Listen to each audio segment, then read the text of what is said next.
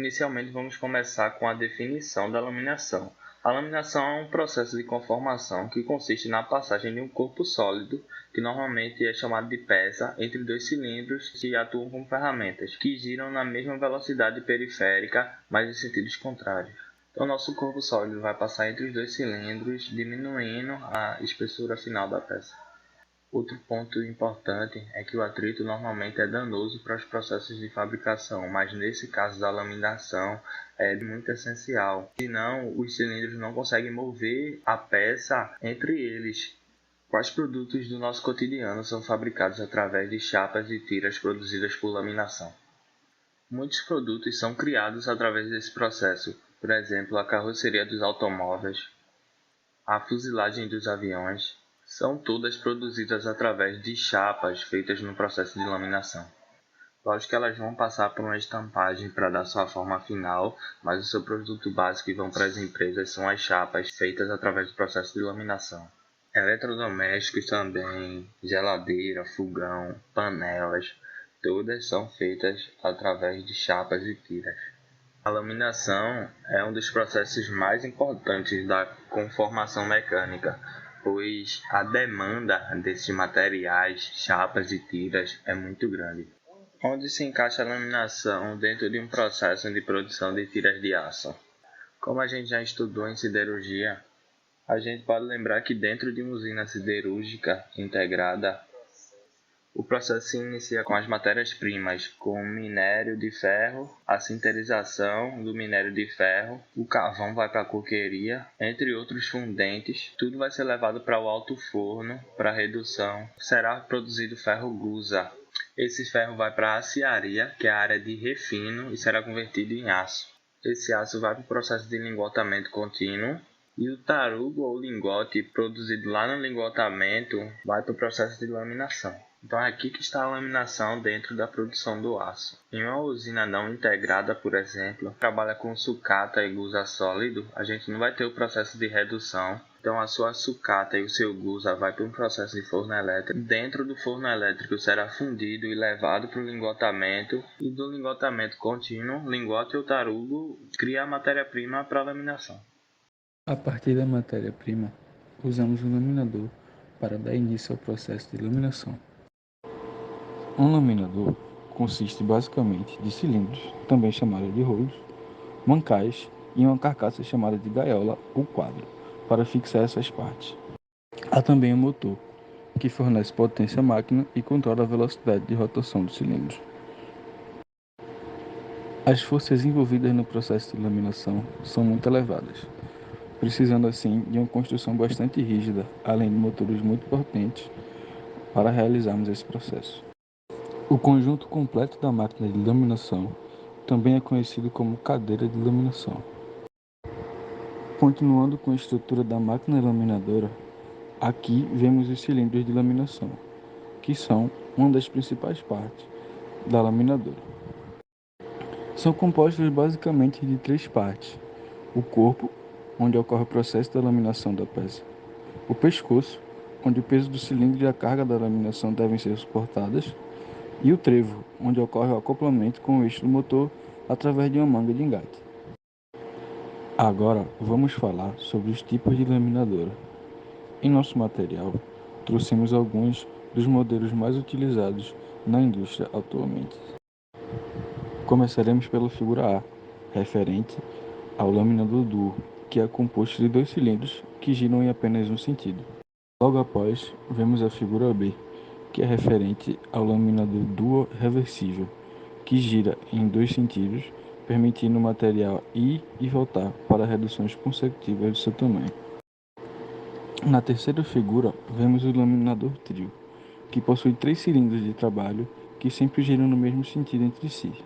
Porém, nesse laminador, o material também pode ser laminado nos dois sentidos, se passado alternadamente entre o cilindro superior e o intermediário e entre o intermediário e o inferior. Em nosso quarto exemplo, vemos o laminador quadro, que é constituído de 4 rolos montados uns sobre os outros, onde 2 deles, o de menor diâmetro, são chamados de rolo de trabalho e os outros denominados de suporte ou apoio, podendo ser reversível ou não. E no nosso quinto e último exemplo, vemos o laminador sem design, que trabalha com vários cilindros de apoio para suportar as altas pressões que é submetido, e possui rolos de trabalho com diâmetro pequeno. Há também outros laminadores muito importantes na indústria, como exemplo o laminador universal, que possui rolos de laminação tanto na vertical quanto na horizontal. Os laminadores que não possuem rolos de suporte ou apoio normalmente são utilizados para a conformação de material com baixa resistência, ou seja, conformação de materiais mais dúcteis, como alumínio ou cobre. Já os que possuem rolos de suporte ou apoio são utilizados para realizar a laminação de materiais com maior tensão em sua estrutura, como aço e ligas metálicas. O processo de laminação pode ser feito tanto a quente, com temperaturas elevadas, ou a frio, em temperatura ambiente ou pouco elevada. No processo de laminação a quente, a matéria-prima ela é reaquecida até seu ponto de recristalização, a fim de diminuir sua resistência à deformação plástica, permitindo assim grande deformação do material e redução da sua espessura final. Ao mesmo tempo que permite grandes reduções na espessura do material, não possui grande precisão e também não traz um bom acabamento para o material conformado, sendo assim utilizado apenas no início dos processos de conformação. A primeira etapa do processo de laminação a quente é o reaquecimento, onde o material é reaquecido até sua temperatura de recristalização em fornos. Com o aquecimento do material ferroso, a sua superfície tende a oxidar, formando assim uma camada superficial de óxido, chamada também de carepa. Essa camada é extremamente prejudicial para o processo de laminação, então tem de ser retirada, nos levando assim para a segunda parte do processo de laminação a quente, a descarepação, que é o processo da retirada da carepa, o produto da oxidação do ferro, por via de jatos hidráulicos de alta pressão. Após passar pelo processo de decarepação, nosso material segue para o laminador primário de desbaste, onde acontece grande parte da redução primária. Ou seja, é lá nesse laminador que ocorre a maior parte da redução da espessura do material. O laminador primário é um laminador universal, ou seja, ele possui rolo tanto na vertical quanto na horizontal, e também é um laminador reversível, para assim o material conseguir ir e vir várias vezes no laminador e em cada passe diminuir um pouco mais sua espessura. Ele necessita ser um laminador universal para limitar a largura que a placa vai ter, pois quando a placa está aquecida, ela tende a espalhar muito na mesa de laminação e esses rolos conseguem conter a medida da largura constante. Atingida a espessura desejada com o uso do laminador primário, o material segue para o trem de acabamento. A nossa quarta e última etapa, o trem de acabamento, possui várias cadeiras de laminação, onde ficam os cilindros de laminação, em sequência, onde ocorrem sucessivas reduções na dimensão do material, até ser atingida a espessura final desejada. Daí, o material segue para as bobinadeiras, onde é enrolado, cortado e pesado, podendo ser vendido como produto final ou usado como matéria-prima para outros processos, como a laminação a frio. Na imagem, vemos um setor de laminação a frio, onde possui todos os componentes necessários para a realização da laminação a frio.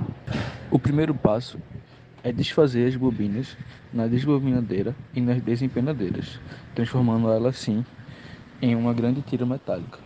A partir desse processo, o material segue no setor de laminação rumo à decapagem. A decapagem é o processo em que consiste na remoção da camada superficial de óxido do metal através de um banho ácido em ácido clorídrico, preparando assim o metal para o processo de laminação.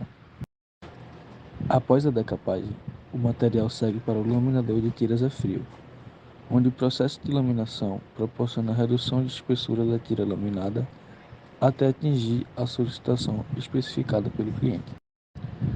O material é rebobinado após a laminação, daí continuando o processo, seguindo para o recozimento. Ao ser laminado, o material fica extremamente duro. O processo de recozimento consiste em um tratamento térmico para a recuperação das propriedades mecânicas do material, tornando adequado para aplicação em diversos segmentos. O recozimento pode acontecer de duas formas: em caixa ou contínua. No recozimento em caixa, as bobinas são dispostas em pilhas de 3 ou 4 e passam por ciclos de aquecimento. O material fica de 2 a 3 dias sendo recozido nesses recipientes. Já no recozimento contínuo, o exemplo da figura, o material é desbobinado no início da linha e passa aberto pela linha de recozimento, o que proporciona um aquecimento mais rápido e faz com que o processo dure apenas alguns minutos. Após isso, é submetido ao processo de encroamento, que proporciona a adequação das propriedades mecânicas do aço. Além disso, também traz melhorias em relação à forma da bobina e imprime a rugosidade final do material. Após passar pelo processo de encroamento, o material é enrolado em bobinas novamente ou cortado em chapas, passado por uma inspeção e entregue ao cliente final.